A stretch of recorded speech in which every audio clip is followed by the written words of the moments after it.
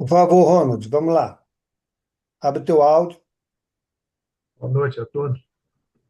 Mensagens de ambientação, número 19. Perante os parentes, desempenhar todos os justos deveres para com aqueles que lhe comungam as teias da consanguinidade. Os parentes são os marcos vivos das primeiras grandes responsabilidades do espírito encarnado.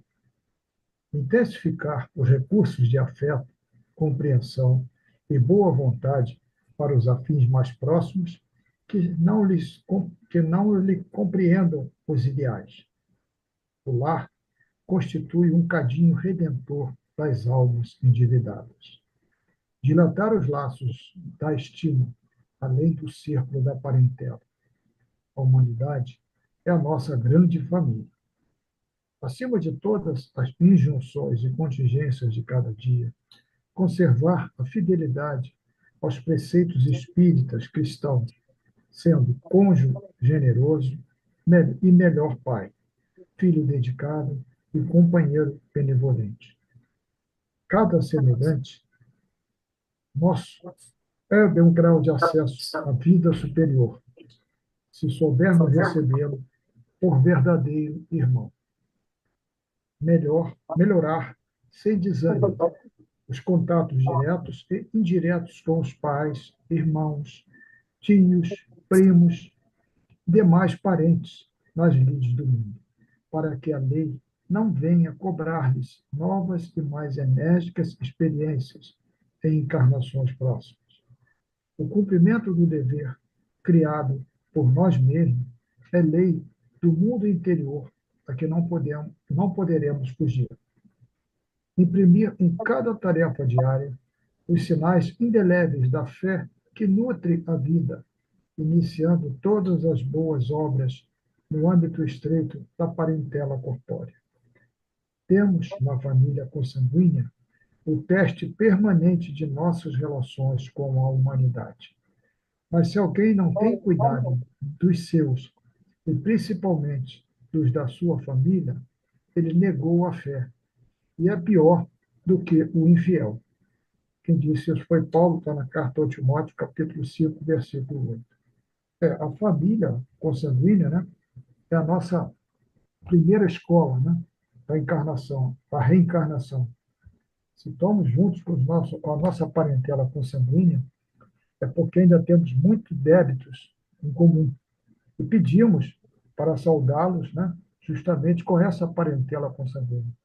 Então temos que dar muita atenção, ter muito cuidado, tá?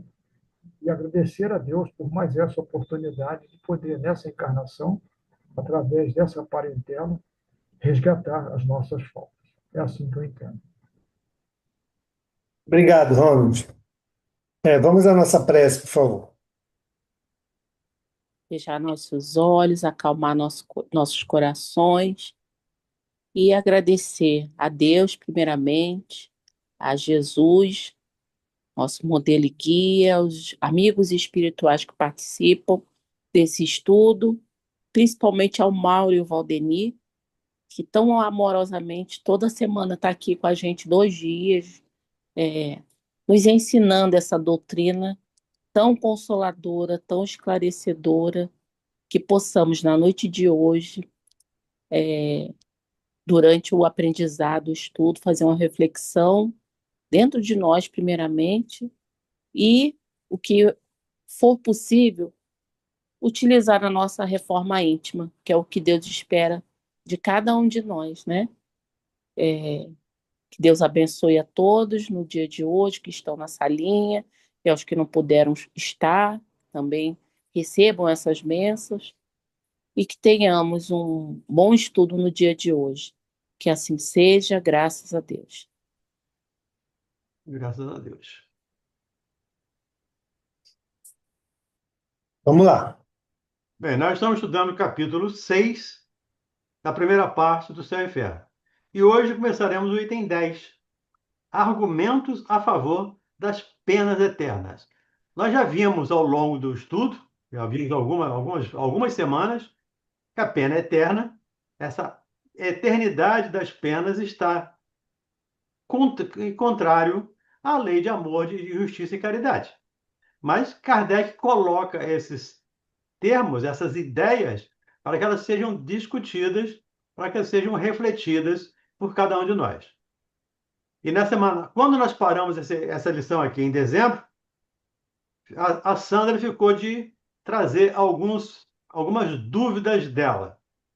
Então nós vamos ler e a Sandra vai ficar autorizada a pedir para parar. Pediu para parar, parou, né? Pediu para parar, parou. A gente para e a gente discute, conversa, todo mundo discute. O que todo mundo pensa para dividir os conhecimentos. Afinal, nós estamos aqui para repartir, para compartilhar, Sim, né? Todo sim. mundo compartilhando. Olha, o Valdemir, eu queria explicar o seguinte, que o que aconteceu foi um- uma desincronia de velocidade, né? Eu estava com uma velocidade de leitura e o nosso leitor estava com, o nosso amigo, irmão, estava com uma outra velocidade de leitura. E o que, que aconteceu comigo? Eu entrei na catraca lá da bicicleta que não encaixou. Então eu fui marcando os parágrafos que eu não havia entendido, e como vinha muita dúvida atrás da outra, eu resolvi não perguntar nada e fazer uma segunda leitura. Nessa segunda leitura, eu consegui acabar com as minhas dúvidas. Então, eu não tenho qualquer dúvida a tirar. Ah, que Eu bom. estou já no ponto de continuar com vocês, no exato ponto onde vocês estão. Então, eu me parabenizo e te agradeço por lembrar de mim, tá? Por você lembrar da minha necessidade, tá? Mas essa tua fala é muito interessante, porque nem sempre, aliás, nunca, pelo menos comigo, eu nunca entendo plenamente um texto à primeira leitura. Um texto tem que ser lido, relido, discutido, refletido, discutido com o autor, para a gente poder entender. E a sua atitude de voltar e reler, e rever, e refletir, foi interessante e nos mostra aqui o quanto é importante que tenhamos isso como hábito. E é por isso que Sim, normalmente eu tenho pedido aqui, e peço nos grupos que eu participo, não participo só aqui, eu participo de outros grupos, que leiamos o texto antes, que eu vou ter a minha percepção. Aí eu vou ouvir a percepção de outro, de outro, de outro. E aí nós vamos fazer uma média de percepção. Porque eu não sou o dono da verdade, ou ninguém é dono da verdade. Verdade é o Cristo, né? Eu sou o caminho, a verdade e a vida. Então é interessante o que você fez e dividir com a gente é interessante pela interessante para também nós entendermos que precisamos desse hábito de reler e refletir mais de uma vez. Eu já, sim. E eu queria também deixar o meu agradecimento, tá? Ao meu irmão Carlos aí, porque na última leitura que ele fez, que eu lembro que foi ontem, ele conseguiu dar uma velocidade que eu consegui acompanhar perfeitamente. Então, isso evitou que eu tivesse que ler uma segunda ou uma terceira vez. Apesar de que eu já coloquei no meu hábito a leitura anterior antes de ler com vocês. Então, já está lido a aula de hoje. Eu só perfeito. vou aprender mais com vocês, né? Então, obrigada, Carlos, viu? Mesmo que você inconscientemente tenha feito uma mudança, mas já valeu para mim, já ajudou muito. Obrigada. Nada. Vou ler Então aqui vamos no lá, slow Carlão. motion. Vou no slow motion, vai deixar. Boa noite, pessoal. Argumentos a favor das penas eternas. Voltemos ao dogma das penas eternas. Eis o Só, principal só argumento. lembrando aqui, o dogma, acho que todo mundo conhece a palavra, né? Todo mundo sabe. Dogma é aquilo que não se explica. O dogma é o mistério que, segundo a Igreja Católica ou a Igreja Evangélica também, aceita-se sem discutir. No Espiritismo não tem isso. Dogma, não. Tudo é discutido, tudo é permitido discutir, permitido perguntar, permitido discordar. Até o contrário, é estimulado a discutir, estimulado a rever, a refletir em cima e a discutir com o autor, discutir com o texto, como nós falamos anteriormente com a Sandra aí. Então, só para pegar essa palavra dogma, que está logo na primeira fala aí do Kardec. Só um minutinho, pessoal. Carol, nós estamos no Céu e Inferno, no capítulo 6, item 10. Tá bom? Seja bem-vinda, Carol. Vamos lá. Então, vamos Vou lá. repetir para a Carol pegar aí. Voltemos ao dogma das penas eternas. Eis o principal argumento invocado em seu favor. É a doutrina sancionada entre os homens que a gravidade da ofensa é proporcionada à qualidade do ofendido. O crime de lesa majestade, por exemplo, o atentado à pessoa de um soberano, sendo considerado mais grave do que o fora em relação a qualquer súdito, é, por isso mesmo, mais severamente punido. E sendo Deus muito mais que um soberano, pois é infinito, deve ser infinita a ofensa a ele, como infinito o respectivo castigo, isto é, eterno. Só uma pergunta. Deus se ofende? Nós temos condições de ofender a Deus? Então, cai por terra esse dogma, ou cai por terra essa ideia, né? Se Deus é eterno, se Deus é infinitamente soberano, justo, enfim, então as penas contra ele, como o Kardec coloca aqui, a, a, a, o atentado contra um soberano ou contra um rei é mais grave do que o atentado com súdito.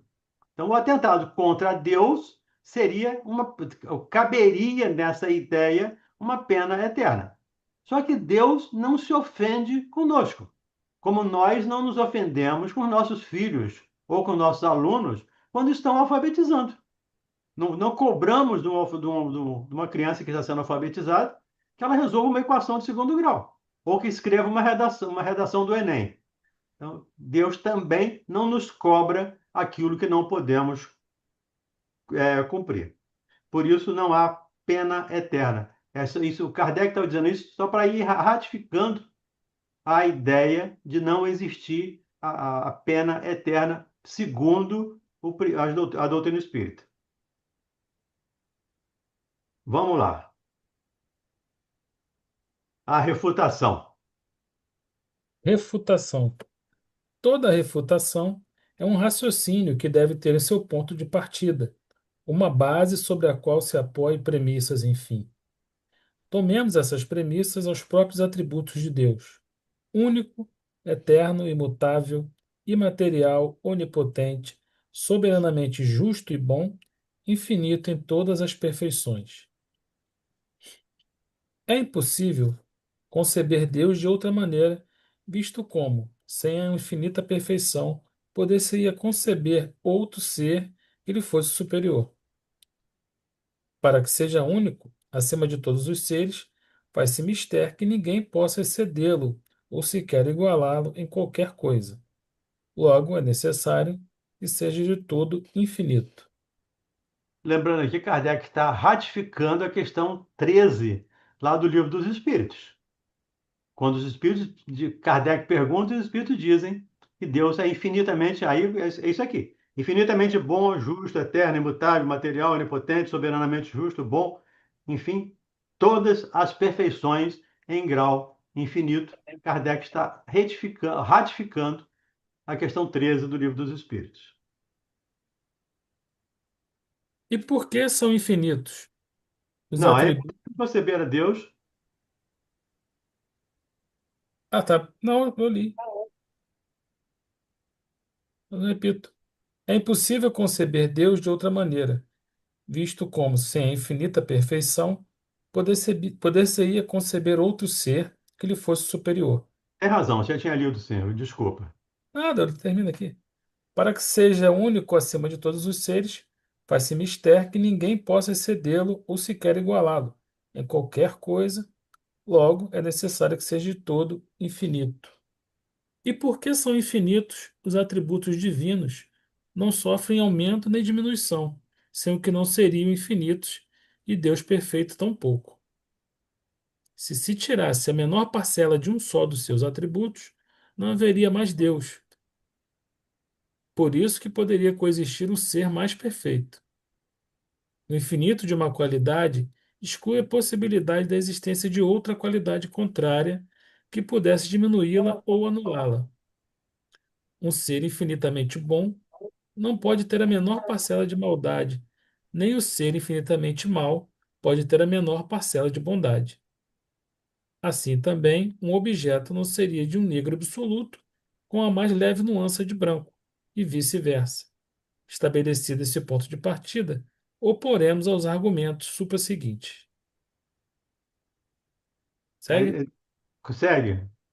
Quer dizer, se ninguém tem dúvida, seguimos. Só um ser infinito pode fazer algo de infinito. O homem, finito nas virtudes, nos conhecimentos, no poderio, nas aptidões e na existência terrestre, não pode produzir senão coisas limitadas. Inclusive, entender Deus.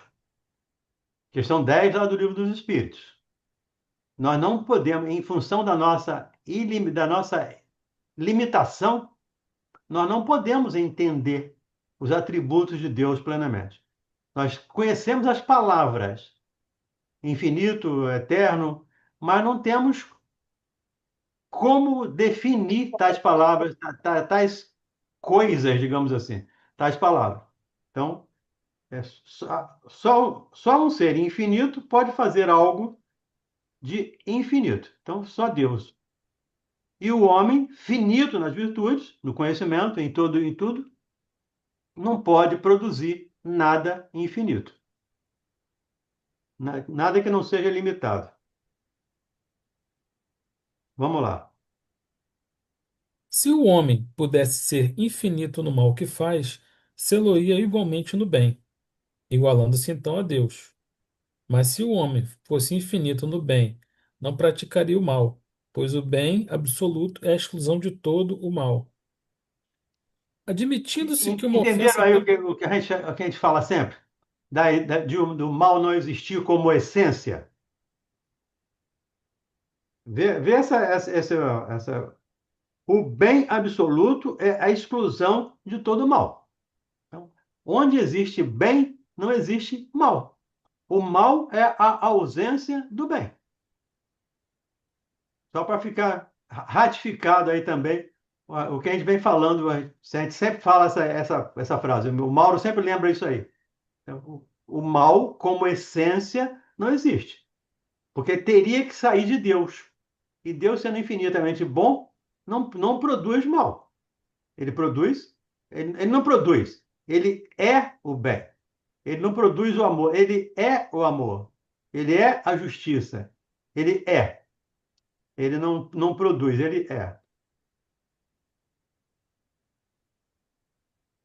Vamos lá, Carlão. Admitindo-se que uma ofensa temporária à divindade pudesse ser infinita, Deus, vingando-se por um castigo infinito, seria logo infinitamente vingativo. E sendo Deus infinitamente negativo, não pode ser Negativo. infinitamente bom e misericordioso, visto como um destes atributos exclui o outro.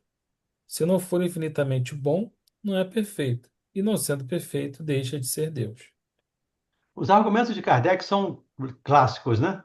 São límpidos, são tranquilos de entender. Se Deus é inexorável para o culpado que se arrepende, não é misericordioso. E se não é misericordioso, deixa de ser infinitamente bom.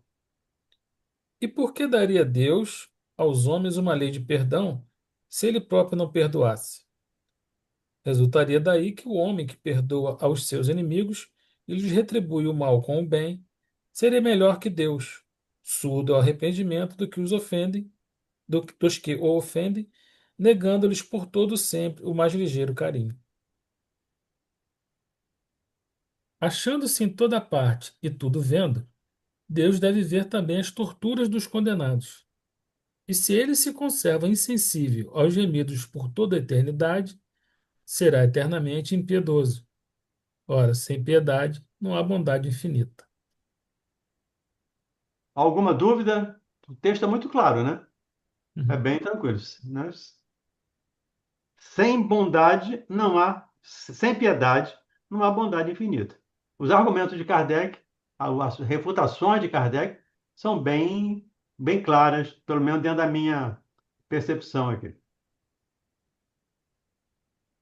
12. A isto se responde que o pecador arrependido, antes da morte, tem a misericórdia de Deus e que mesmo o maior culpado por receber essa graça, e que mesmo o maior culpado pode receber essa graça. Quanto a isto, não há dúvida, e compreende-se que Deus só perdoe ao arrependido, mantendo-se inflexível para com os obstinados. Mas se ele é todo misericordioso para a alma arrependida antes da morte, por que deixaria de o ser para quem se arrepende depois dela? Porque a eficácia do arrependimento durante a vida, um breve instante e na eternidade que não tem fim. Circunscritas a um dado tempo, a bondade e misericórdia divinas teriam limite, e Deus não seria infinitamente bom. Deus é soberanamente justo. A soberana justiça não é inexorável absolutamente, nem leva a complacência ao ponto de deixar impunes todas as faltas. Ao contrário, pondera rigorosamente o bem e o mal, recompensando um e punindo outro equitativa e proporcionalmente, sem se enganar jamais na aplicação. Aí vale uma reflexão a respeito da palavra punir. A gente tem que ter cuidado com essa palavra, que ela tem sentido, hoje ela tem um sentido diferente do tempo que Jesus falava. E Jesus falava também num idioma muito pobre. Jesus fala em punição. Ele falava no idioma muito pobre. Então, uma palavra tinha muitos significados. Me lembra aqui a palavra pneuma, que é espírito, mas também é ar. O ar sopra de onde. Sopra. Como é que ele fala lá com Nicodemos?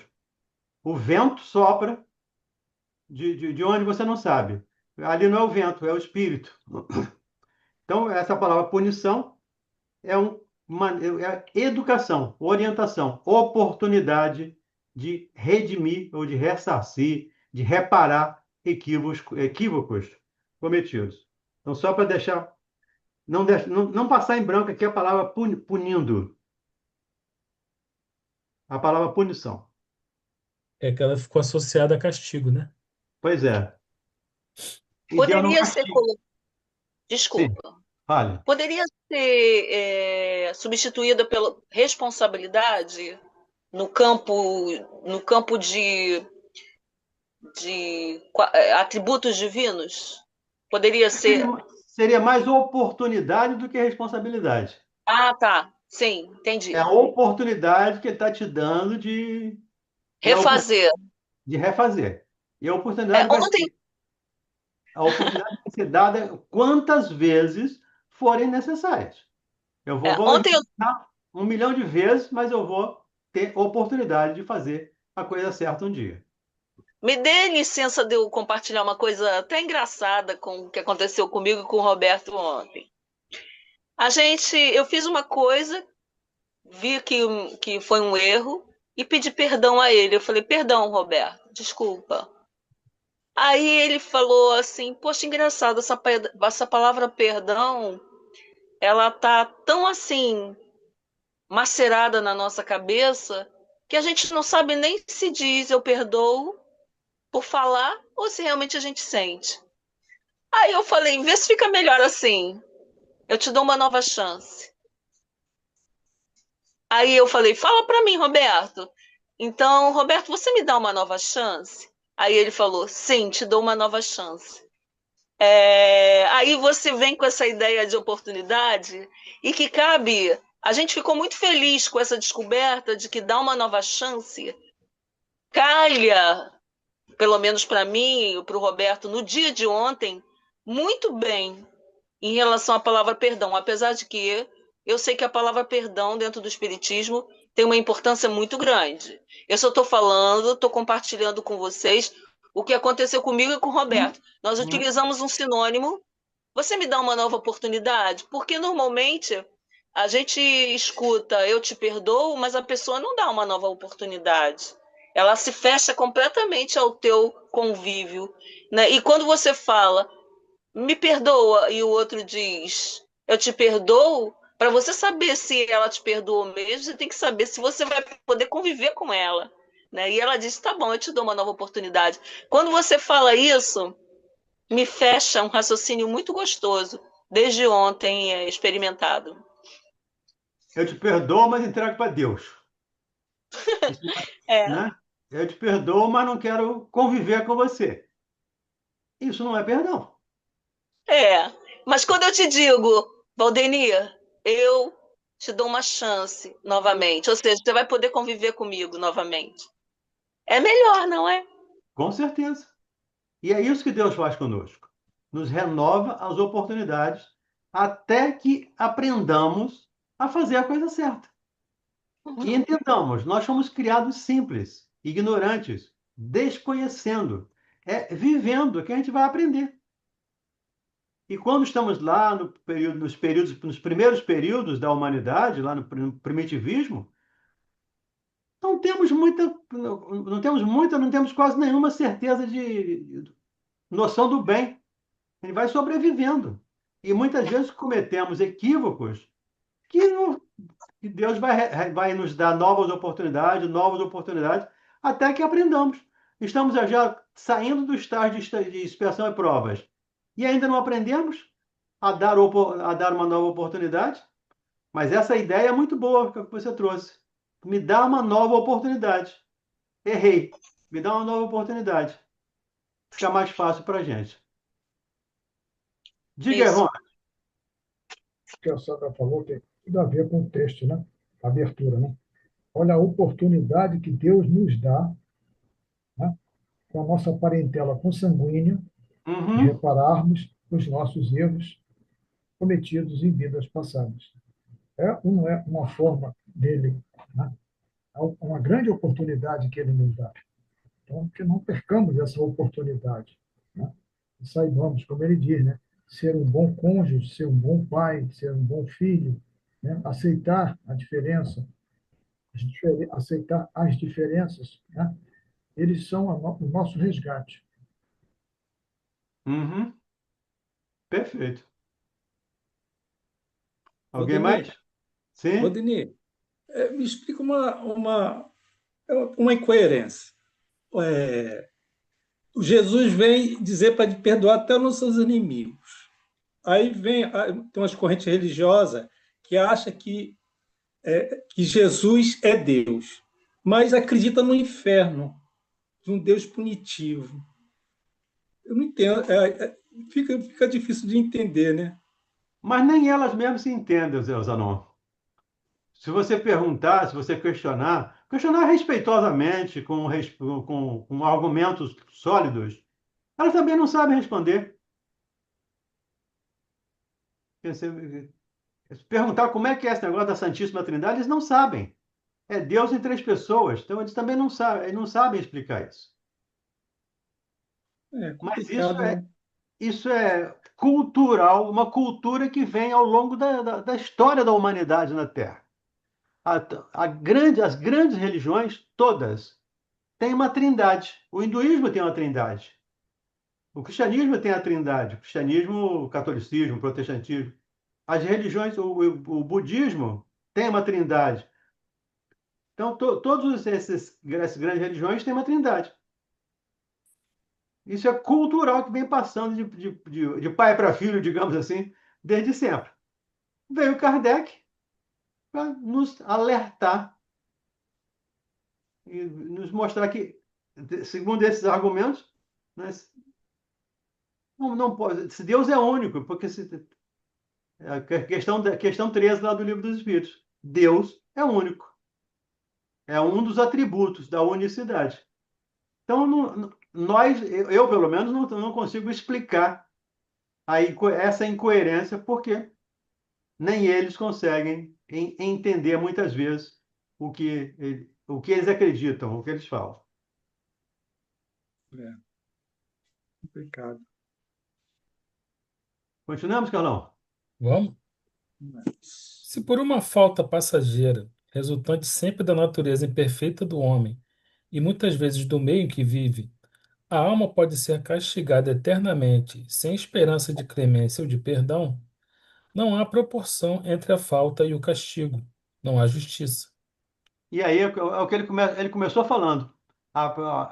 Uma falta contra o soberano é mais grave do que uma falta contra um súdito. Então, é o que ele lembra aqui, né? Se não há, o de perdão, não há proporção entre a falta e o castigo. Logo, não há justiça. Porque todos que cometeram um pecadinho ou um pecadão, né, cometeram um pequeno erro ou um erro grande, mas cometeram um erro, todos vão ser punidos com a mesma coisa. Com a ideia da pena eterna, todos serão punidos da mesma maneira. O que cometeu um pequeno equívoco e o que cometeu um grande equívoco. Então, qualquer pessoa que tenha cometido um equívoco, e todos cometeram, todos cometemos, no planeta todos cometemos, mas aí tem o mérito, tem a escolha, Deus escolhe os eleitos, Deus escolhe os que serão salvos. Dessa semana eu estava vendo um vídeo aí, o cara dizendo que Jesus afirma, o cara até colocou a referência, mas eu confesso que eu não me interessei. Mas Jesus afirma que nem todos serão salvos. Quando ele diz, nenhuma das minhas ovelhas se perderá. Então, os próprios evangélicos se contradizem lá, têm dificuldade de entender o texto que eles pregam. Então vamos lá, Carlão. Reconciliando-se com Deus, arrependendo-se e pedindo para reparar o mal praticado, o culpado deve substituir para o bem, para os bons sentimentos.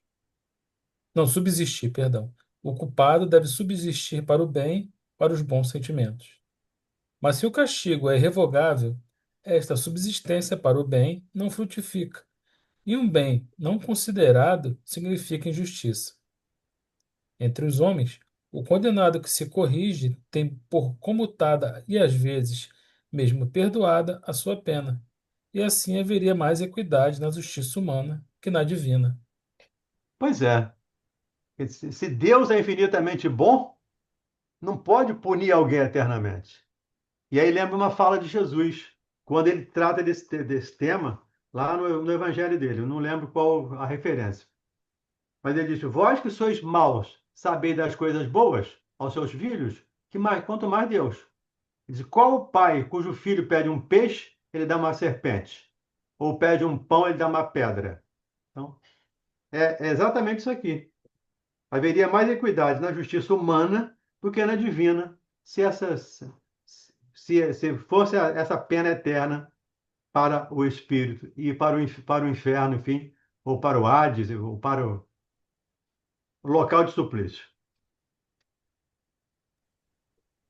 Se a pena é irrevogável, inútil será o arrependimento, e o culpado, nada tendo a esperar de sua correção, persiste no mal, de modo que Deus não só o condena a sofrer perpetuamente, mas ainda a permanecer no mal por toda a eternidade.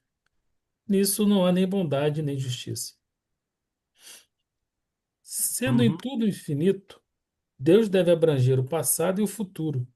Deve saber ao criar uma alma se ela virar a falir, assaz gravemente, para ser eternamente condenada.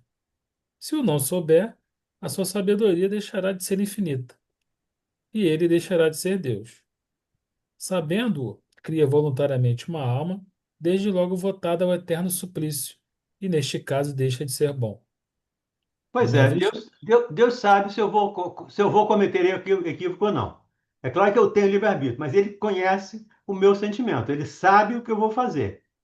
E se ainda assim ele cria uma alma para equívoco, ele deixa de ser bom, ele deixa de ser justo.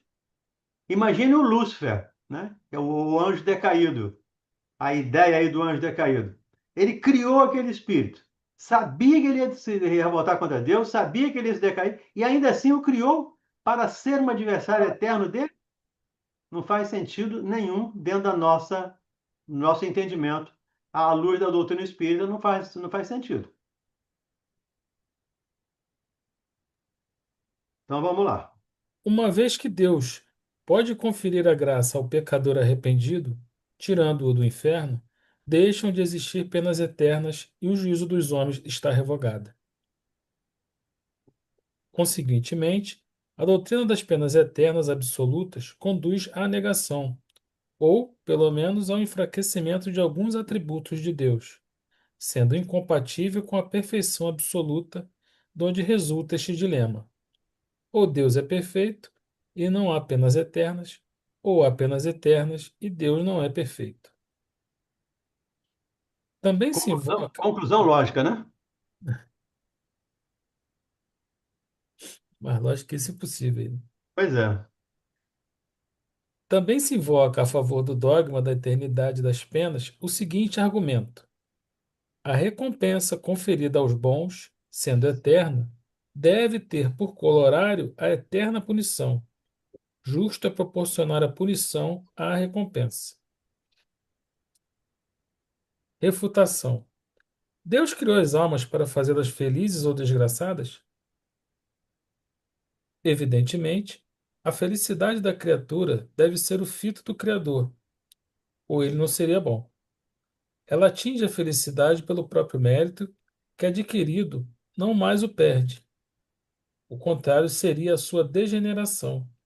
A felicidade eterna é, pois, a consequência da sua imortalidade. Não mais o perde. Uma vez a virtude consagrada, uma virtude conquistada, alicerçada, não mais o perde.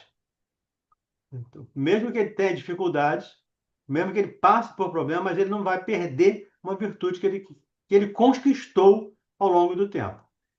E é o que nós possuímos de verdade, são isso, as nossas virtudes, os nossos sentimentos. Vamos Ele, lá. ele, ele conclui, né, se ele perde esse mérito que ele adquiriu, ele degenera, né? Ou seja, o espírito é retrogradar, né? Sim, ele degeneraria. E o espírito não retrograda. Não. Tá Uma vez certo. alicerçado o conhecimento, o sentimento, a virtude, ele não vai cair mais.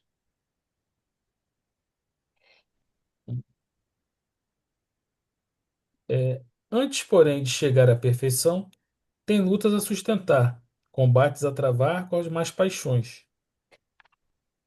Não tendo sido criada perfeita, mas suscetível de o ser, a fim de que tenha o mérito das suas obras, a alma pode cair em faltas, que são consequentemente a sua natural fraqueza. E se por esta fraqueza for eternamente punida, era caso de perguntar por que não a criou Deus mais forte. Pois é. São argumentos, perguntas bem lógicas, né? Se ele caiu porque é fraco. Então por que que Deus não construiu ela mais, não criou ela mais forte?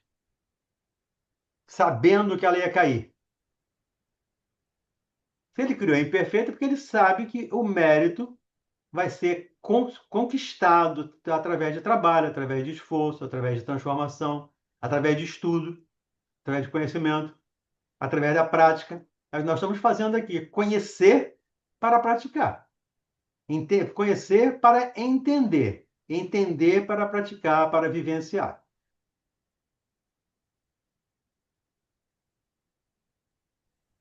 A punição é antes uma advertência do mal já praticado, devendo ter por fim reconduzi-la ao bom caminho. Se a pena fosse irremissível, o desejo de melhorar seria supérfluo. Nem o fim da criação seria alcançado, porquanto haveria seres predestinados à felicidade ou à desgraça. Se uma alma se arrepende, pode regenerar-se, e podendo regenerar-se, pode aspirar à felicidade. E É Deus por seria isso, justo. é por isso que Pedro diz lá na sua carta, né, que o amor cobre a multidão dos pecados. À medida que eu vou trabalhando, que eu vou amando, eu vou superando os meus pecados. Não vou apagar, mas eu vou transformar. Aquilo deixa de ser peso para mim, deixa de ser remorso, deixa de ser culpa. Então, imagina um espírito puro hoje olhando para trás, e equívocos que ele cometeu, não lhes cria obstáculo, porque ele já criou, já produziu o bem, já se alicerçou a virtude do bem, e aquilo não causa mais nenhuma perturbação. O que ainda causa para nós hoje. Nós cometemos um equívoco e depois a consciência pesa. Lamentamos, choramos, nos arrependemos, entramos no estado de remorso. O espírito puro não. O espírito superior já sabe que ele errou, mas o bem que ele fez cobre o pecado. Eu me lembro aqui, estou me lembrando aqui de um caso lá que está no livro No Mundo Maior, onde um pai está no leito de morte e chama os filhos para, digamos assim, dividir os bens. Ele tinha um filho já adulto e dois filhos menores, bem menores. Então ele passa para o filho adulto a responsabilidade, o Fabricinho, o Fabrício, passa a responsabilidade de educar, de orientar os irmãos. Mas quando o pai morre, ele assume os bens e expulsa os filhos, os irmãos. E esses irmãos morrem na indigência. E estão os espíritos lá ajudando o Fabrício a fazer o desencarne. E o André estranha. Como esse irmão que deixou os irmãos morrer de fome, morrer tuberculoso, morrer na indigência, tomou todos os bens, ainda tem toda essa ajuda. E o Caldeirão diz para ele: ele foi um excelente pai, foi um excelente marido, foi um excelente orientador para os filhos. Então, os filhos dele têm três filhos, um médico, dois professores, todos homens de bem, orientados por ele. Aí a gente lembra aquela passagem, aquela fala do Emmanuel: todo bem que fazemos vai ser nosso advogado em qualquer época da nossa existência, onde quer que estejamos. Então, esse irmão, mesmo cometendo equívocos, teve o mérito. É claro que ele vai ressarcir, ele vai ter que pagar pela consequência dos atos que ele praticou. Ele vai ter que ressarcir aquilo, reparar aquilo. Mas teve a assistência dos amigos espirituais, está tendo, né, no livro, está tendo a assistência dos amigos espirituais para o desencarne e para que ele não seja levado de roldão pelos irmãos menos esclarecidos. Então, todo bem que fazemos vai cobrindo os males que tenhamos feito. E essa é a ideia, fazermos o máximo de bem que nos for possível. É claro que é o que nos for possível, gente. Nenhum de nós aqui, pelo menos eu imagino, nenhum de nós aqui tem a missão de construir a mansão do caminho, né, do lado de volta. Isso é uma missão para o de volta, não é para mim. A minha missão é estar aqui num grupo de estudo. A minha missão é estar na Rádio Rio de Janeiro, por exemplo. Mas onde eu estiver, que eu faça da melhor maneira possível. O que eu estiver fazendo, seja grande ou seja pequeno, mas que eu faça da melhor maneira possível. Que eu me entregue àquele ato com fé, com amor, com dedicação, com abnegação, como lembram os amigos espirituais. Continuemos? Vamos lá. E Deus seria justo se lhe recusasse os respectivos meios? Sendo o bem o fim supremo da criação, a felicidade, que é o seu prêmio, deve ser eterna, e o castigo, como meio de alcançá-la, temporário. A noção mais comezinha da justiça humana prescreve que se não pode castigar perpetuamente quem se mostra desejoso de praticar o bem. A nossa lei prevê isso, né? A lei humana, especialmente a lei brasileira, eu não conheço a lei de outros países, mas a lei brasileira prevê isso. O presidiário lá que lê, que trabalha, que tenha bom comportamento, ele tem a pena reduzida. Então, por que que a lei de Deus também não proporcionaria esse favor, digamos assim? Esse favor não, essa recompensa ao trabalho executado. E aí, Aurora? Tudo bem, Aurora? Vamos lá, Carlão. 17. Um último argumento a favor das penas eternas é este: o temor das penas eternas é um freio. Anulado este, o homem, por nada temer, entregar-se-ia a todos os excessos. Refutação. Esse raciocínio procederia se a temporalidade das penas importasse, de fato, na supressão de toda a sanção penal. A felicidade ou infelicidade futura é consequência rigorosa da justiça de Deus, pois a identidade de condições para o bom e para o mal seria a negação dessa justiça. Mas, em não ser eterno, nem por isso o castigo deixa de ser temeroso, e tanto maior será o temor, quanto maior a convicção. Perfeito. Esta, por sua vez, tanto mais profunda será, quanto mais racional a procedência do castigo. Uma penalidade em que se não crê não pode ser um freio, e a eternidade das penas está neste caso. A crença nessa penalidade, já o afirmamos, teve a sua utilidade, a sua razão de ser em dada época. Hoje, não somente deixa de impressionar os ânimos, mas até produz descrentes. Entendendo aí que as coisas nos sendo reveladas de acordo com a nossa capacidade de entendimento. E os males vão diminuindo. Me lembra aqui o olho por olho, dente por dente, né? Que já foi um grande avanço lá no Código de Hammurabi. Porque antes do olho por olho e dente por dente, quebrava-se, furava-se um olho, o outro lá matava o outro. Então era a vida por um olho. Não era o olho por olho, dente por dente. Então isso já foi um progresso. E claro que depois, com Jesus, aprendeste que foi dito olho por olho e dente por dente. Mas eu, porém, vos digo, amai os vossos inimigos. Aí é o supremo bem amar os inimigos. Mas essa ideia da pena eterna surtiu um efeito, ou surte um efeito, para um povo mais ignorante, mais primitivo. Mas à medida que a gente vai se esclarecendo, perde-se a razão de manter essa crença dessa pena eterna. Diga, Carlão. Esse hoje que ele se refere, tudo bem que está lá no século XIX, né? Mas agora para o XXI. Os descrentes ainda não tem mais alguma coisa, não tem um a mais aí? Talvez um medo de ser cristão, pela responsabilidade que tem. Hum, Seria Eu esse o acho, afastamento de hoje do século XXI.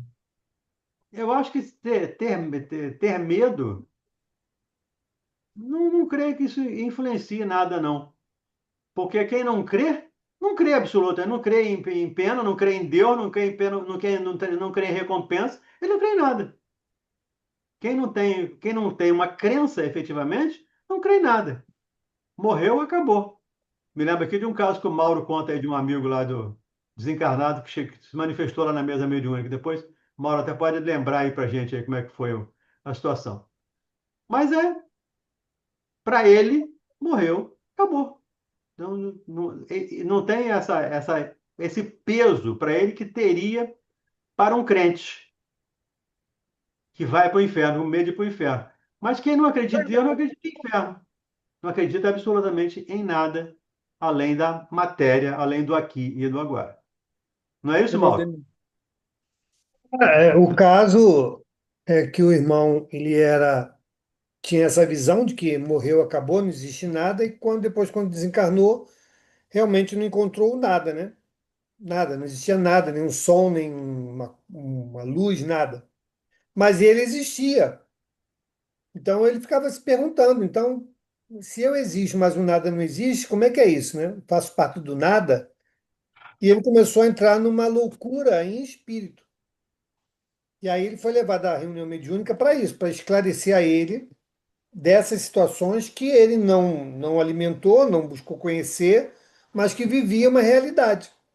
Por isso que Jesus fala, não, eles também viverão, ou seja, exatamente, né? Todos Uhum. nós passaremos pela experiência do plano espiritual, porque é a nossa destinação, é o nosso estado natural. Então, aqueles que resistirem a isso vão ter mais dificuldades depois, até para entender momentos futuros, né? Perfeito. né, Não é? Valdemir? Oi? Diga, Zanon. Aí e muitos falam assim, muitos que faz aí, já até ouvi um que matava, roubava, que essa coisa. Já vou para o inferno mesmo, então vou continuar fazendo o que eu faço. Já sei que eu vou para o inferno, vou continuar fazendo o jeito que eu faço. E aí, é isso. É, é igual os nossos irmãos que suicidam. Eles suicidam para acabar com a dor. Mal sabem que estão aumentando a dor, estão potencializando a dor. Isso, os que não creem nessa ideia também, como diz o Mauro, vai ter mais dificuldade ao chegar no plano espiritual e perceber que não morreu, perceber que não foi para o inferno, mas está sofrendo as consequências dos atos que praticou. Então, como nós cremos, estamos estudando isso, então olhemos para nós com todo cuidado, com todo carinho, para praticarmos o bem, como lembrei agora há pouco, praticarmos o bem que nos for possível fazer. E é importante também, gente, nós estamos estudando aqui, eu creio que a gente já esteja se desmobilizando, se desmontando dessas ideias, né? É, Eu também porque, creio nisso. porque senão, essa mesma criação que a gente alimenta, né, vai ser utilizada contra nós mesmos no mundo espiritual.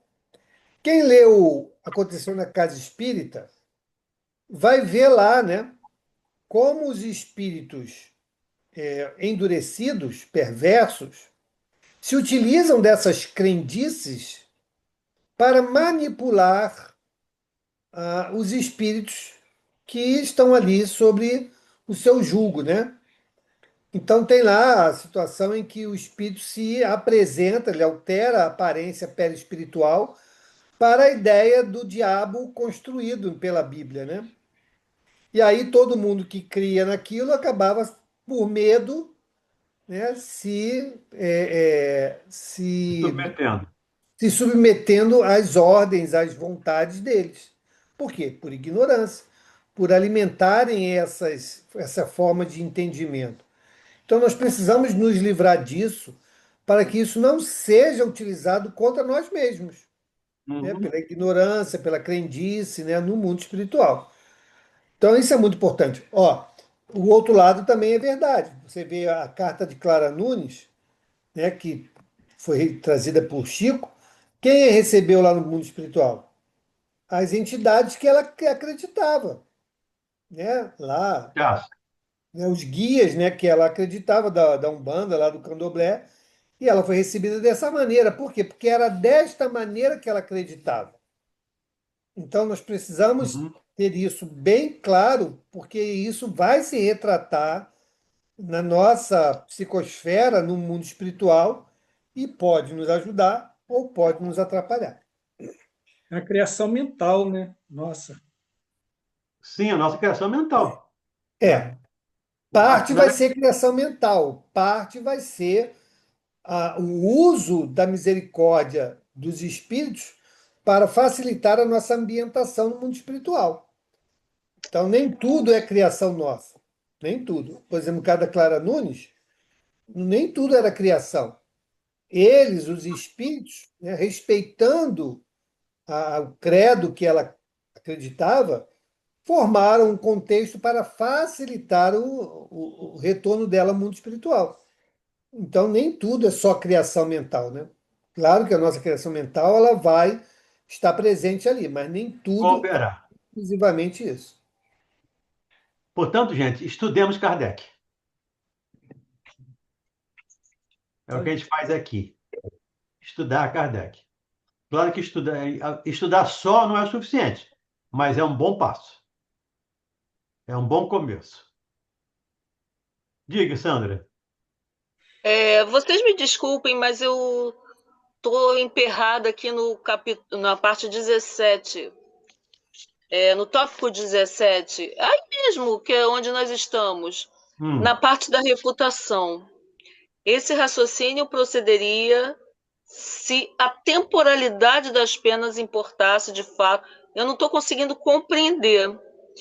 É uma dificuldade minha na supressão de toda a sanção penal. Já li e eu não consigo entender isso aqui. A felicidade ou infelicidade futura é consequência rigorosa da justiça de Deus, pois a identidade de condições para o bom e para o mal seria a negação dessa justiça.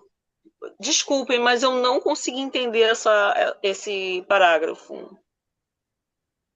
o temor das penas eternas é um freio. Eu tenho que ver Certo, lá, eu tenho que ver a ideia primeiro, para depois ver a refutação. certo. Anulado este freio, o homem, por nada temer, entregar-se-ia a todos os excessos. Então, se eu Certo, não fosse isso aqui é a ideia, é a teoria. certo. E ele refuta dizendo, esse raciocínio procederia, ou seria assim, se a temporalidade das penas importasse, de fato, na supressão de toda a sanção penal.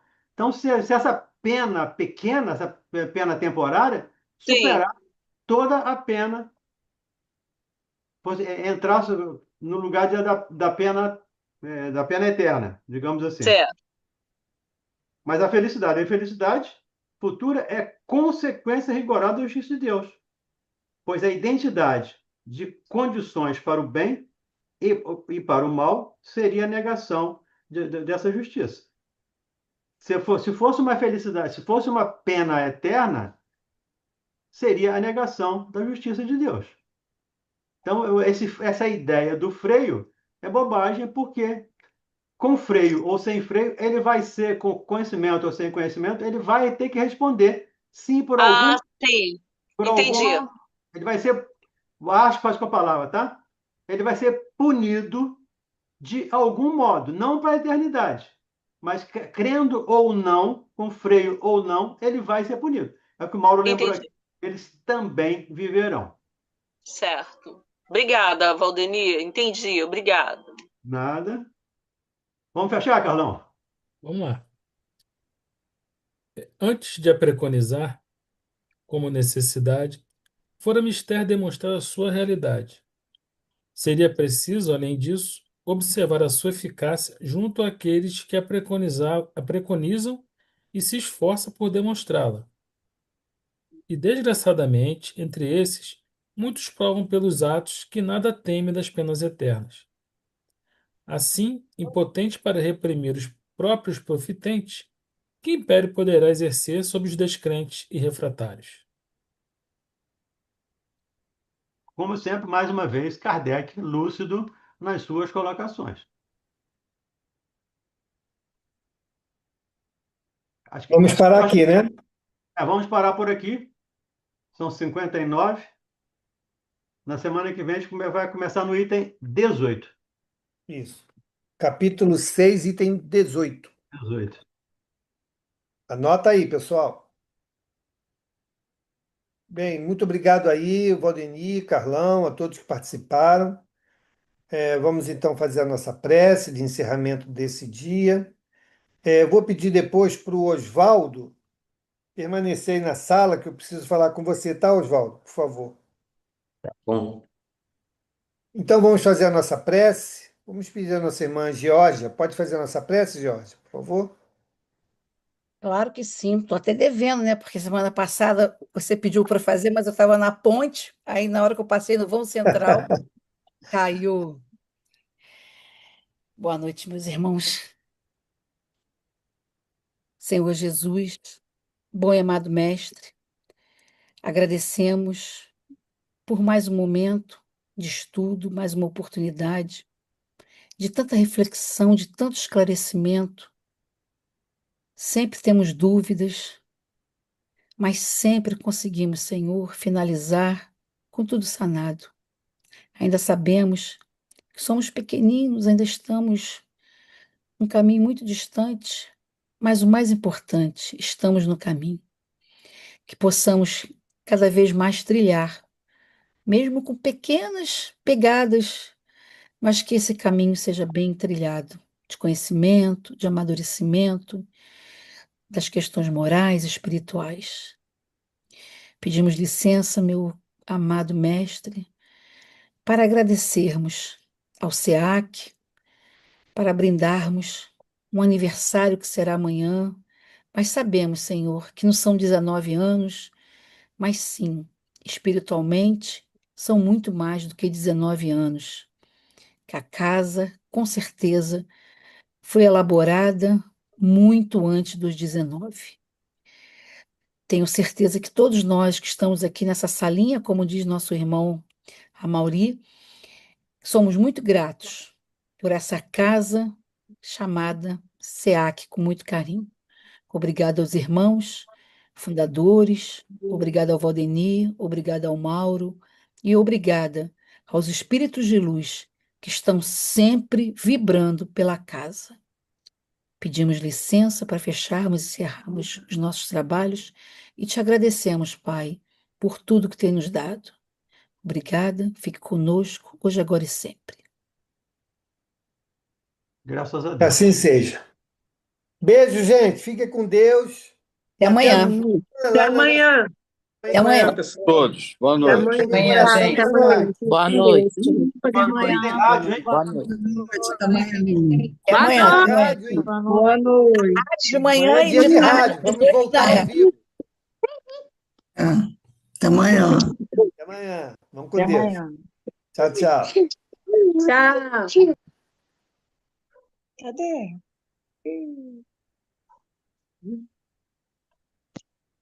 Ih, não estou sabendo sair, Valdemir. Vou tirar, pode deixar. Mauro, não estou sabendo. Fecha aí, então. Boa noite. Tá. Boa noite.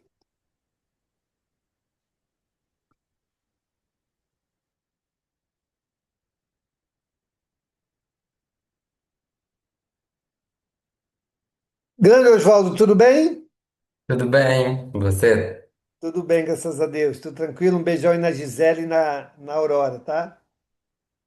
Tá bom. Deixa eu te perguntar. Eu tenho uma prima que ela era casada com agora ex, né?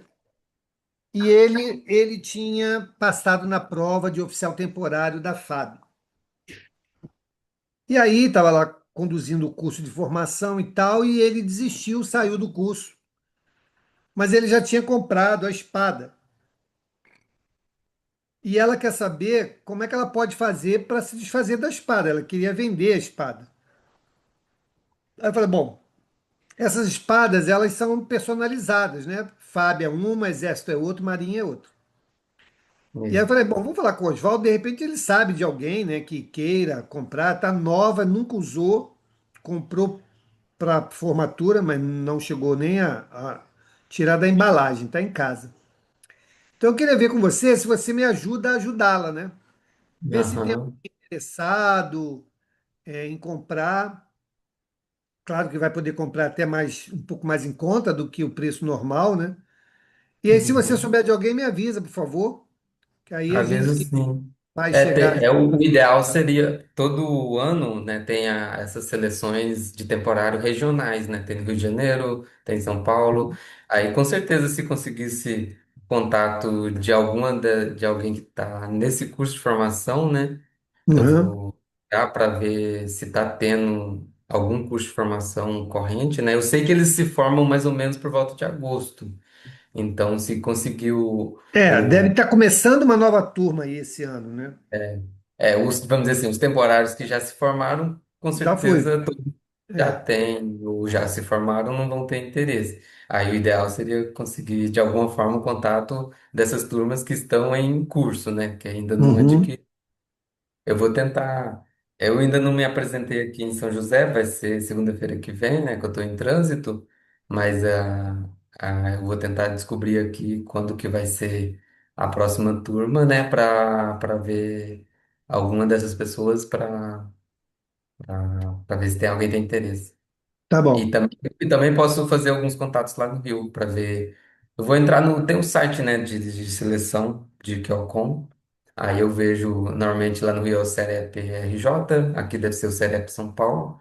E no Cerep já tem o calendário desses cursos de formação também. Aí, com base nesse calendário, a gente vai descobrir se tem alguma ou não turma em curso, né, se formando, ou quando que vai iniciar. Aí vai ser basicamente nesse período que vai ser mais fácil de conseguir candidatos, né, que vão com certeza se interessar.